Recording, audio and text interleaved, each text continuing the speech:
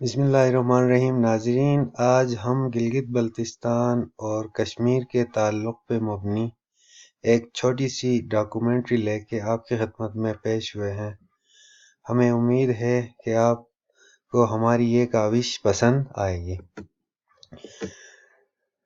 ناظرین، گلگت بلتستان کا نام جب بھی آتا ہے اس کو کشمیر کے مسئلے یا کشمیر کے ساتھ یا کشمیر کے مسئلے کے ساتھ لنک کیا جاتا ہے۔ آج کی ڈاکومنٹری میں ہم یہ دیکھنے کی کوشش کریں گے کہ گلگت بلتستان کیا پاکستان کا صوبہ ہے یا کشمیر کا کوئی پارٹ ہے۔ اس سلسلے میں ہم کچھ فیکٹس آپ کے سامنے پیش کریں گے۔ ناظرین، آپ جانتے ہیں کہ کشمیر ایک ڈسپیوٹڈ ٹیریٹری ہے اور یہ ایک پرنسلی اسٹیٹ تھا۔ 1947 میں جب پارٹیشن ہوئی تو انڈیا اور پاکستان کے مابین پرنسلی اسٹیٹس نے خود یہ ڈیسائیڈ کیا ہے کہ ان کو کس کے ساتھ رہنا ہے۔ تو کشمیر کی پاپولیشن 80% سے ابو مسلم تھی، لیکن ان کا جو راجہ تھا، ان کا جو حکمران تھا وہ ہندو تھا، اور اس نے کشمیریوں کے جو امنگوں کے برعکس کشمیر کا الحاق ہندوستان سے کر دیا، جس کے نتیجے میں ایک آزادی کی تحریک شروع ہوئی جس کی حمایت پاکستان کے قبائلی علاقے کے لوگوں نے بھی کی اور تقریباً 1/4 کشمیر کا آزاد کروایا۔ جب پاکستان آزاد ہوا تو 1948 میں اس وقت گلگت بلتستان ڈوگروں اور سکھوں کے کنٹرول میں تھا، اسپیشلی ڈوگرا حکمران تھے۔ تو گلگت بلتستان کے لوگوں نے اپنی مدد آپ کے تحت گلگت بلتستان کو سکھوں اور ڈوگروں سے آزاد کروایا، تو پھر انکنڈیشنلی پاکستان میں کے ساتھ الحاق کروا لیا۔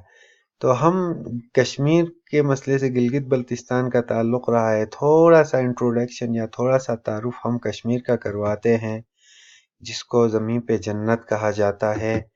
تو سب سے پہلے ہم کشمیر کا ایک نقشہ دیکھتے ہیں اور دیکھتے ہیں کہ کشمیر کتنا بڑا ہے اور پولیٹیکلی کتنے حصوں میں ڈیوائیڈ ہے اور کون سے ملک کے زیر تسلط ہے۔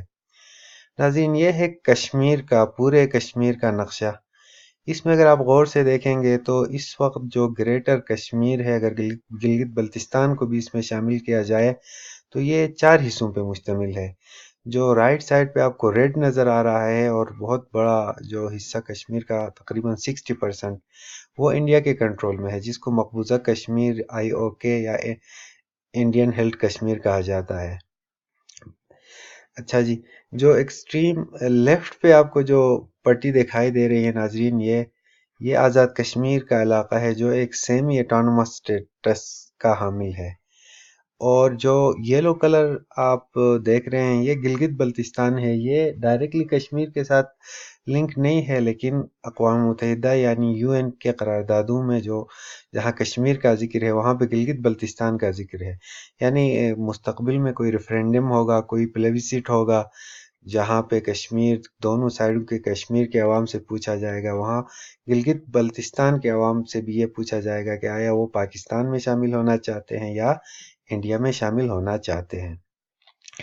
تو گلگت بلتستان اس وقت پاکستان کا ایک انتظامی صوبہ ضرور ہے، لیکن آئینی صوبہ یہ نہیں بن سکتا، کیونکہ جب تک کشمیر کا مسئلہ اقوام متحدہ کے قراردادوں کے مطابق حل نہیں ہوتا، گلگت بلتستان پاکستان میں مکمل طور پہ مرج نہیں ہو سکتا۔ ایکسٹریم رائٹ پہ آپ کو جو دکھایا گیا ہے یہ اکسائی چین کا علاقہ ہے، یہ بھی کشمیر کا حصہ رہا ہے۔ یہ غیر آباد علاقہ ہے اور یہ عوامی جمہوریہ چین کے زیر تسلط ہے۔ ناظرین، اگر ہم ٹوٹل جیوگرافی دیکھیں کشمیر کی تو ٹوٹل ایریا کشمیر کا ہے 2,22,236 کلومیٹر، جس میں انڈیا جو ہے 60% ہیلڈ کرتا ہے کشمیر کو، پاکستان 30% اور اکسائی چین یعنی چائنا 10% اس کو کنٹرول کرتا ہے۔ ناظرین، کشمیر کی بات کرے، گلگت بلتستان کی بات نہ کرے تو شاید بہت زیادتی ہوگی۔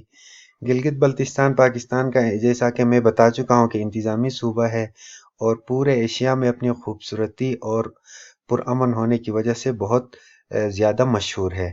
ایک تو یہ وادیاں گلگت بلتستان کی بہت زیادہ خوبصورت ہیں، اور دوسری یہاں پہ بڑی بڑی پہاڑی چوٹیاں پائی جاتی ہے جو دنیا بھر کے ماؤنٹین کلائمبرز کے لیے جو ہے بہت زیادہ اٹریکشن رکھتی ہے۔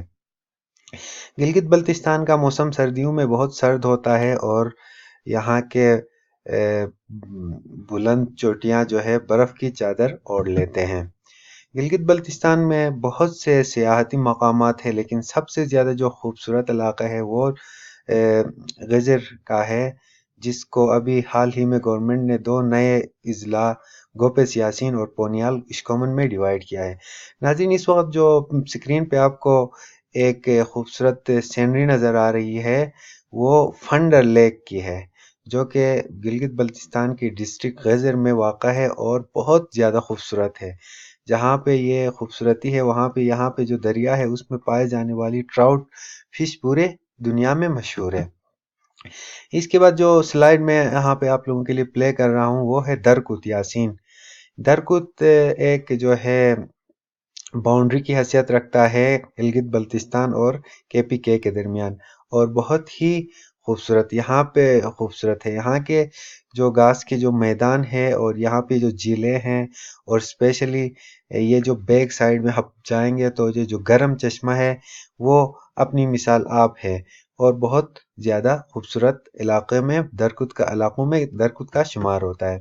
ناظرین، درکت سے ذرا پہلے آپ یاسین کے جو ہیڈ کوارٹر ہے وہاں سے اب کوئی 10 کلومیٹر چلیں گے تو یہ ہندر کا علاقہ ہے، جہاں پہ پاکستان کے جو ہے مایہ ناز سپاہی حوالدار للک جان شہید کا یادگار ہے، جو کہ کارگل کی وار میں شہید ہوئے تھے، اور ان کی بہادری کی بنا پہ حکومت پاکستان نے انہیں نشان حیدر سے نوازا تھا۔